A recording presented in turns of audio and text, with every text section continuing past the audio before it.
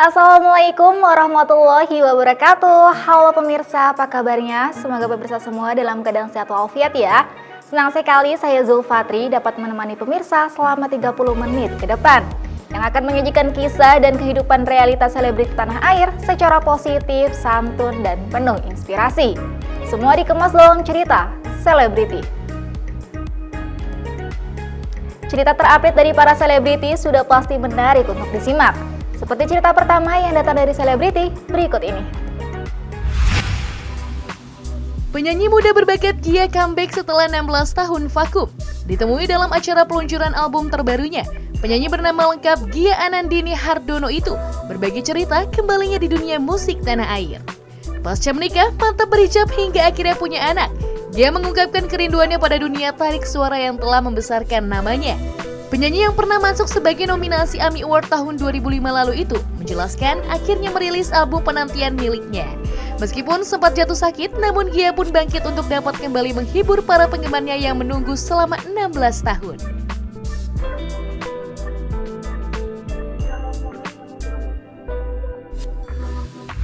Jadi kan memang dari 2004, 2007 itu ada album Semoga Kau Mengerti dan Kembali. Setelah itu memang aktif banget waktu itu di dunia musik, maksudnya memang melanglang buana lah ke seluruh Indonesia gitu ya. Tapi setelah itu akhirnya dia lulus SMA tahun 2005, lalu waktu itu melanjutkan kuliah sampai 2008, 2009 itu lanjut lagi sampai S2, jadi sekalian lah ya. Nah dari situ memang udah tidak bisa bernyanyi lagi karena pasti kesibukan kuliah, kesibukan ya punya kerjaan juga segala macam. Akhirnya setelah menikah udah 8 tahun tuh baru ngerasa anak-anak sudah mulai besar. Jadi akhirnya suami juga mengizinkan untuk kembali bermusik.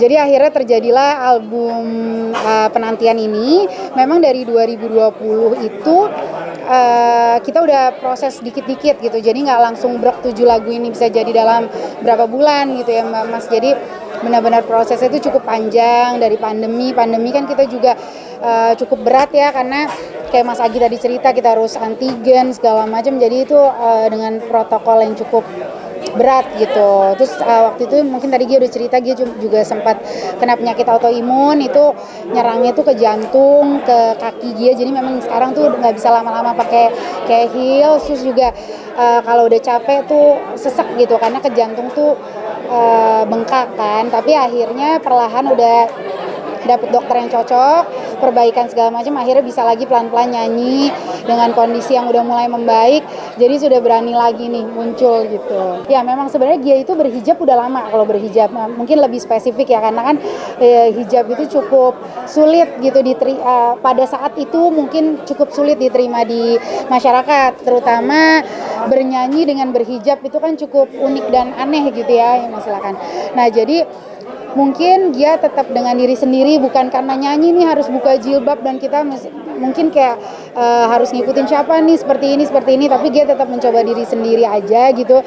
Udah berkomitmen untuk berhijab, jadi tetap dijalanin dengan hijab ini. Dan untungnya alhamdulillah memang market dan pasar sekarang ternyata udah banyak gitu Mas. Jadi dia juga happy ternyata ngelihat idol kemarin juga ternyata semua udah berhijab. Jadi hijab itu sudah dihargai juga oleh masyarakat Indonesia. Jadi dia mikir dengan style dia yang berubah seperti ini, tapi kan kita juga tetap kekinian, tetap modern. Jadi bukan yang kita berhijab tapi kita pakai baju gamis atau gimana kan enggak. Jadi tetap dengan style dia, tetap berhijab tapi tetap modern gitu. Dia itu terkena penyakit hypertiroid pertamanya. Jadi hypertiroid itu adalah hormon kupu-kupu di sini. Jadi itu udah mengarah ke lupus, tapi alhamdulillah memang Allah masih ngasih jalan, pengobatannya juga ternyata lancar dan cocok gitu. Jadi akhirnya dalam 1 tahun kebelakang ini udah bisa sehat gitu.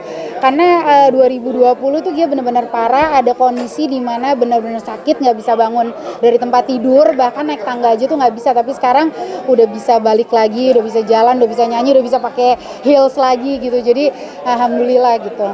Ngaruh banget karena kan yang terjadi tuh jantung kita bengkak. Kalau jantung kita bengkak pasti kita jalan aja tuh udah kayak orang lari gitu.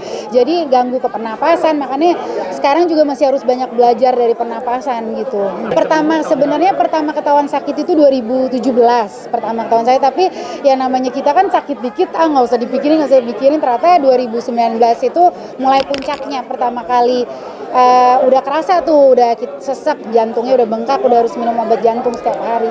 Pertama kan kita harus makan makanan gluten free itu Mas, tapi setelah kita hidup di Indonesia ini dengan begitu susahnya makanan gluten free, akhirnya Gia lebih memilih semua suplemen yang based on madu. Ini nggak promo ya, jadi memang ada yang namanya Propolis, madu, royal jelly, itu yang benar-benar membantu Gia untuk pulih gitu. Jadi bukan hanya obat-obatan yang diminum ya, jadi itu juga itu yang membantu banget.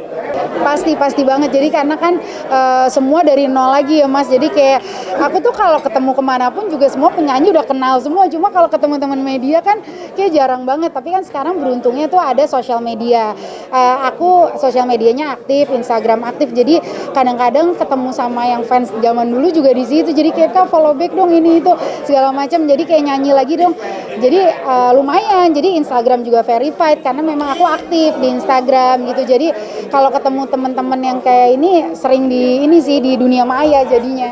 Sebenarnya sih kalau sekarang yang penting dia cukup, maksudnya istirahatnya cukup. Sebenarnya kalau penyakit ini lebih ke stres, tapi untungnya nyanyi itu yang buat dia happy, jadi pasti akan sehat gitu ya insya Allah. Tapi mungkin kalau tempat dia mungkin lebih sekarang lebih ke menyesuaikan, pasti manggung lebih ke diri dia sendiri ya, karena kan udah berhijab, pasti style nyanyinya juga nggak bisa sembarangan, nggak bisa dong tiba-tiba kita main di klub malam-malam pagi-pagi kan udah nggak bisa lagi gitu kayak dulu ya. Jadi memang sekarang pasti spesifik banget gitu untuk nyanyi. Iya, lebih ke diri dia, pokoknya dia bakal. Dan bukan sekedar uang juga ya Mas, dia nyanyi itu kan demi hobi, demi apa yang dia suka, jadi emang apapun yang buat dia nyaman pasti akan dia ambil gitu.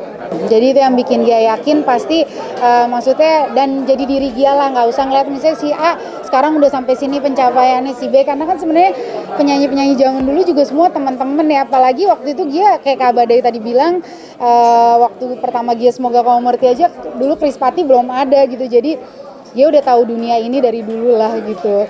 Jadi bisa memilah-milih mana yang baik, mana yang enggak. Iya, maksudnya bersyukur banget. Kadang-kadang gitu juga ya Mas, karena mereka juga godain kayak tadi aku jadi nyanyi nggak konsen gitu, terharu. Jadi paling seneng karena memang alhamdulillah anak-anak itu support banget mamahnya, boleh bernyanyi lagi, dan alhamdulillah anakku yang kedua tuh yang perempuan juga dia udah mulai kelihatan bakatnya. Kalau yang laki sih yang paling gede nggak ada sama sekali gitu, kayak ayahnya nggak ada bakat nyanyi, yang kecil juga ternyata ada bakat. Jadi keluarga benar-benar support banget.